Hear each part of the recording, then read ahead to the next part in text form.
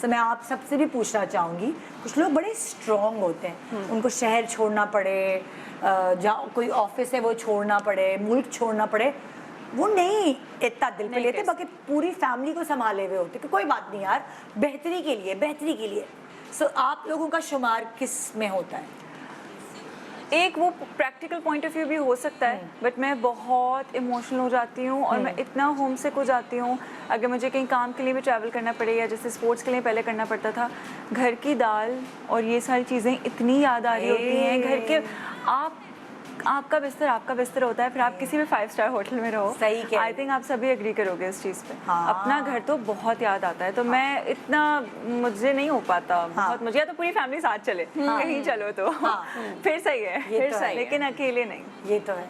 आप बताओ। जैसे मेरे साथ हुआ है कि मैं पाकिस्तान मूव हुई हूँ, मेरे लिए बहुत मुश्किल था बिल्कुल अपना सब कुछ पैक करके लेकर आना किसी और कंट्री से किसी और कंट्री में पाकिस्तान मूव होना। लेकिन द बेस्ट थिंग इज़ कि मेरे साथ मेरी अम्मा थी, और शुरू में तो सबके साथ प्रॉब्लम होती है, वही वाली जैसे आपने कहा ना, अपना घर अपना बिस्तर, नींद नहीं आती। लेकिन ये है कि आप किसी दूसरी जगह को जब अपना बना लेते हैं तो फिर वो वही घर जैसी फील आना। आई थिंक लड़कियों की तो यही जिंदगी होती है, अम्मी का घर होता है, फिर आप लोग कहीं और जाके उसको अपना घर बना। अरे अम्मी के घर पहले ये होता था, शुरू में जब शादी हुई है तो मैं नींद पूरी करने अम्मी के घर जाती थी, कुछ शुरू के नींद एक साल नहीं आती होगी। अम्मी कहती थी तुम यहाँ आती हो सोने के लिए। मैंने कहा पता नहीं क्या होता है, मैं घर आती हूँ और मतलब जो भी घंटे मुझे अम्मी के घर के लिए मिले मैं वहाँ जाके सो रही हूँ, सो जाती तो इतना नाराज होती थी कि यार ये क्या बात है। हाँ। तुम बातें करो हमारे साथ, तुम सो रही हो। पता नहीं क्या नींद आती थी। उसके बाद जब बच्चे हो गए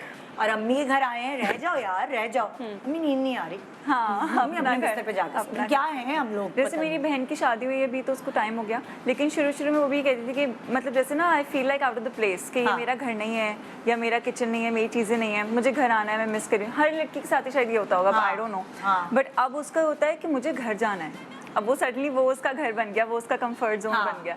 तो ऐसे ही होता है। ये हम बहुत जल्दी जो है लचकदार हैं, हम बहुत जल्दी अडॉप्ट कर लेते हैं अपनी चीज़ों को, दिल से लगा लेते हैं और एडजस्ट भी बहुत जल्दी। तुम ये देखो, मतलब तुम तो अमेरिका से यहाँ शिफ्ट हुई हो और उसके बाद जो तुम्हारी जिंदगी की प्लानिंग्स है, बड़ा इसने अपना जिंदगी में पहाड़ बनाए हुए हैं, यहाँ जाना है फिर यूँ आना है, इतने साल तक यहाँ रहना है।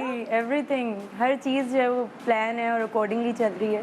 अच्छा, मुझे अभी हर चीज़ से आई थी निदा कि जब मैं यूएस जा रही थी ना, तो मैंने जितना सामान था ना मेरा, सब पैक कर लिया। सब कुछ पैक कर दिया।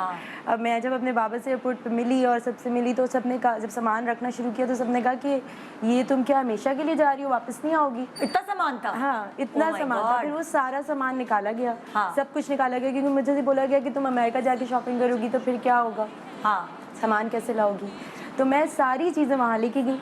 वहाँ जाके मुझे सब कुछ डिस्कार्ड करना पड़ गया, सारी की सारी चीज़ें डिस्कार्ड करनी पड़ गई, क्योंकि मैंने सारी चीज़ें नहीं खरीदी थी और इतनी ज़्यादा चीज़ें थी, बच्चे थे 2, इतना कुछ था, तो उनका भी सामान, फिर मेरा भी इतना सारा सामान। और यार इतने बड़े बड़े घर नहीं होते ना वहाँ के, कितनी स्टोरेज कर सके। हमारे पास तो 2 छत्ती भी, स्टोर भी, पता नहीं क्या क्या। बिल्कुल बिल्कुल। तो वो सारा सामान मैंने जो है वो डोनेशन, वहाँ पे बॉक्सेस होते हैं, वहाँ पे जाकर मैंने वो किया, फिर कुछ फैमिली को दिया, बहुत सारी चीज़ें कोशिश की वापस लाऊं। लेकिन मेरा एक तौलिया था जो मैं वहाँ, बहुत बड़ा तौलिया था और इतना कंफर्टेबल था, वो मैं वहाँ छोड़ के आई और अब वो मुझे इतना याद आता है कि तौलिया याद आ रहा है। तौलिया का गाना बना, वजनी था और मेरा एक ब्लैंकेट था जो मैंने वहाँ से लिया था, इट वाज सो गुड, इतना कंफर्टेबल, इतना अच्छा। उसमें ना कुछ वजन बहुत ज़्यादा था, वो कम से कम ही मुझे लगता है 20 किलो का होगा।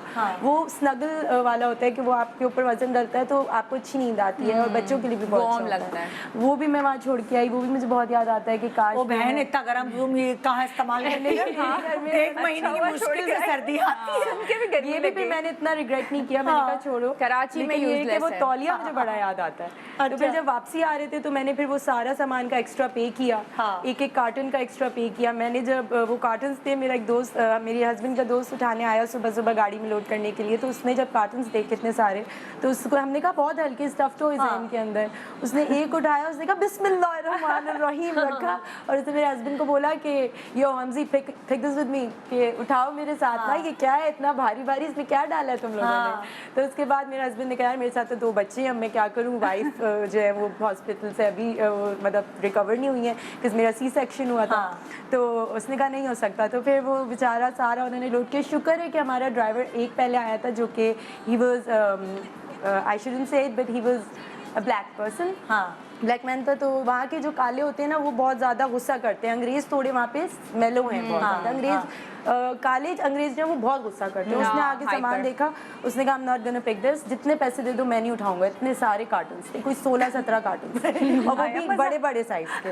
और फिर खैर वो फिर मेरे दोस्त ने उठाया, हम पाकिस्तान पहुँचे और फिर अब वो सारा सामान जो है वो मैंने 1 साल के अंदर ख़त्म कर दिया, क्योंकि वो सारे कपड़े मैंने 1 साल से छोटे बच्चों के लिए थे, 1 साल के।